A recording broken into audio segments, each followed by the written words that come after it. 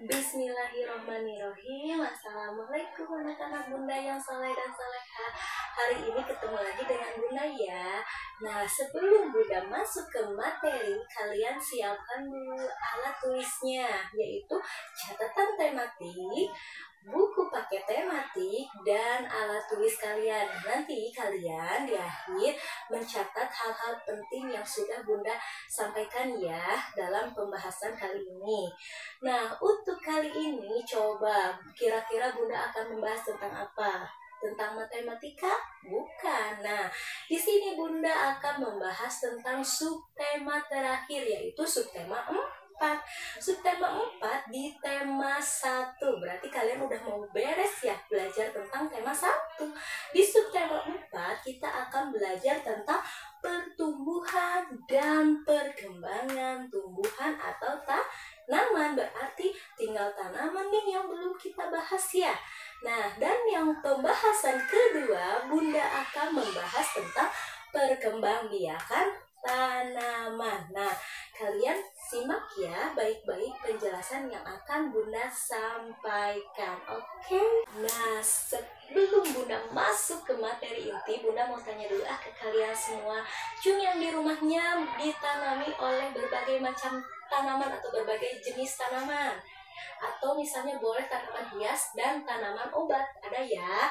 Nah, kenapa sih kalian menanam tanaman tersebut atau di lingkungan kita banyak ditumbuhi oleh tanaman? Nah, berarti tanaman tersebut memiliki banyak manfaat untuk kehidupan manusia atau makhluk hidup yang lainnya.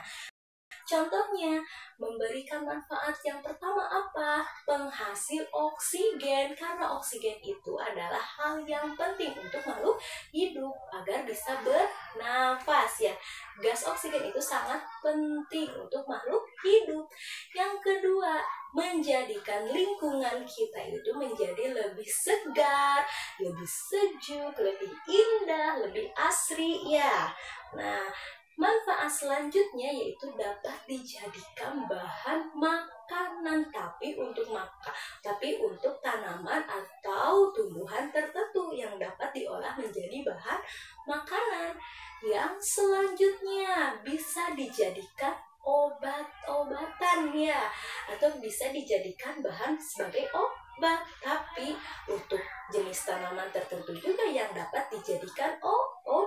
Nah, berarti tanaman itu sangat penting sekali ya, karena sudah bermanfaat bagi makhluk hidup. Nah, selanjutnya karena tanaman itu sudah banyak memberikan manfaat untuk kita, berarti hal apa yang harus kita lakukan terhadap tanaman tersebut atau terhadap lingkungan kita? Kita harus menjaga dan melestarikannya. Salah satu contoh menjaga dan melestarikan tanaman itu apa? Contohnya, kita menyiram tanaman. Misalnya kalian di rumah ada tanaman nih, kalian harus rajin menyiramnya. Terus harus rajin memberi pupuk supaya apa? Supaya tanaman tumbuh subur. Nah, karena air itu merupakan salah satu faktor yang mempengaruhi pertumbuhan dan perkembangan pada tumbuhan. Betul kan? Nah, jangan merusak tanaman tersebut agar manfaatnya selalu kita dapatkan. Nah, selanjutnya bunda akan membahas tentang perkembangbiakan pada tanaman. Ada apa aja nih perkembangbiakan pada tanaman? Lagi kita bahas ya. Perkembangbiakan pada tanaman atau tumbuhan dibagi menjadi 2. Ada perkembangbiakan secara generatif dan perkembangbiakan secara vegetatif. Apa itu generatif dan vegetatif? Kita bahas ya. Nah, perkembangbiakan secara generatif itu, ingat, generatif berarti berasal dari ditanamnya biji di dalam tanah. Berarti generatif itu Allah mulanya dengan menanam biji sampai tumbuh menjadi tumbuhan dewasa yang memiliki daun, memiliki bunga, bahkan memiliki buah. Nah, itu merupakan perkembangbiakan generatif dari asalnya menanam biji. Nah, contohnya apa? Perkembangbiakan generatif, berarti tanaman berbiji itu apa aja? Nah, kan ini dari biji, berarti masuknya ke tanaman berbiji. Contohnya ada semangka, ya, ada mangga. Nah, ada tanaman-tanaman lain seperti durian atau tanaman lain. Berarti dia melakukan perkembangbiakannya secara generatif. Nah, lanjut lagi. Perkembangbiakan vegetatif. Vegetatif itu apa, Bun? Perkembangbiakan tanpa melalui penanaman biji. Berarti perkembangan vegetatif itu dibagi lagi menjadi dua bagian. Ada yang alami, ada juga yang buatan, ya. Vegetatif alami dan vegetatif buatan. Alami itu terjadi dengan sendirinya, dan buatan itu dibantu oleh manusia supaya tumbuh menjadi tumbuhan yang baru. Nah, Bunda lanjut lagi membahas pembahasan selanjutnya ya. Selanjutnya Bunda akan membahas tentang vegetatif alami dan buatan. Nah, vegetatif alami itu terbagi menjadi beberapa bagian ya. Ada yang tanaman yang tumbuhnya berasal dari tunas, umbi, spora, dan akar tinggal atau disebut rizoma. Sedangkan vegetatif buatan atau dibantu oleh manusia, pertumbuhannya bisa melalui mencangkok, stek, menyambung, menempel, dan merunduk. Nah, di sini Bunda untuk bahasan kelas 3 akan membahas tentang tunas, umbi, dan spora untuk vegetatif alami. Tapi untuk vegetatif buatan Bunda hanya membahas tentang mencangkok dan stek. Nah, di sini kita bahas dulu tentang tunas. Apa itu tunas? Tunas itu adalah tanaman atau bakal tanaman yang tumbuh di sekitar induknya atau biasa kita sebut tanaman anakan ya. Berarti yang muncul di sekitar induknya. Berarti bergandengan dengan induk dari tanaman tersebut atau mamahnya tanaman. Nah, ini misalnya ada induk tanaman. Nah, di sini muncul tunasnya. Nah, selanjutnya di sini nih Bunda membahas lagi tentang umbi. Umbi itu terbagi menjadi beberapa jenis. Ada umbi lapis, umbi batang, dan umbi akar. Nah, nanti Bunda akan berikan contohnya di samping ini ya. Selanjutnya tanaman spora. Tanaman spora itu contohnya paku-pakuan atau tanaman lumut. Nah, tanaman paku-pakuan itu menghasilkan atau adanya spora di bawah daun. Nanti si spora tersebut dia akan terbawa oleh angin, menempel di media tanah sehingga dia akan menjadi tanaman baru. Nanti Bunda juga akan sisipkan contoh tanaman spora ya. Nah, selanjutnya Bunda akan membahas tentang mencangkok dan stek. Mencangkok itu apa? Mencangkok itu adalah cara untuk menanam tanaman yang baru. Dengan cara apa? Mencangkok itu dengan cara menguliti sebagian batang ya. Menguliti sebagian batang. Ingat, mencangkok itu menguliti sebagian batang. Lalu setelah dikuliti, nah dibuka dikuliti itu ya, pakai pisau atau cutter boleh.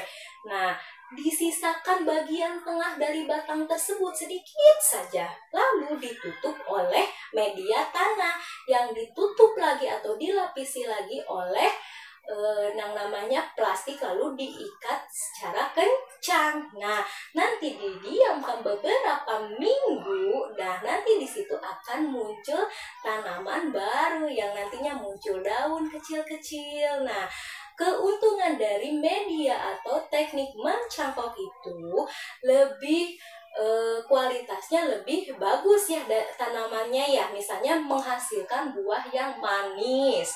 Nah, selanjutnya itu misalnya dari media mencangkok itu terhindar dari berbagai macam penyakit, si tanamannya itu lebih kuat. Nah, tapi ada juga kerugiannya dari mencangkok itu. Dari mencangkok itu tanamannya mudah rapuh rapuh ya. Manfaatnya tadi kan si hasil dari mencangkok itu bisa menghasilkan buah yang manis ya. Terus pertumbuhan buahnya juga cepat. Tapi kerugian atau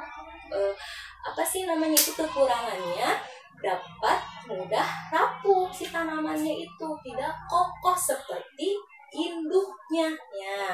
Nah selanjutnya setelah dicangkok kan nanti akan ada tanamannya ya muncul.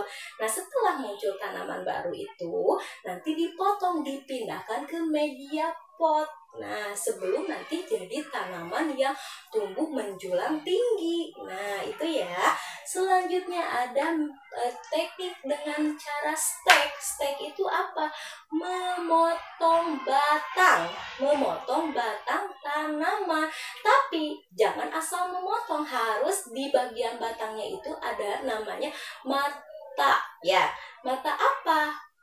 Yang namanya itu mata tunas. Nah nanti ketika kalian memotong sebagian tanaman, diambil nih si batangnya, diambil aja dipotong, tapi harus ada mata tunasnya. Nah mata tunas itu adalah bakal tanaman yang nanti ketika kalian dipotong miring. Nah kan ini teknik stek nih, dipotongnya secara miring ya, nanti ditancapkan di media tanah. Tapi media tanahnya itu tanahnya harus gembur, harus subur ya, supaya si tumbuhannya cepat tumbuh.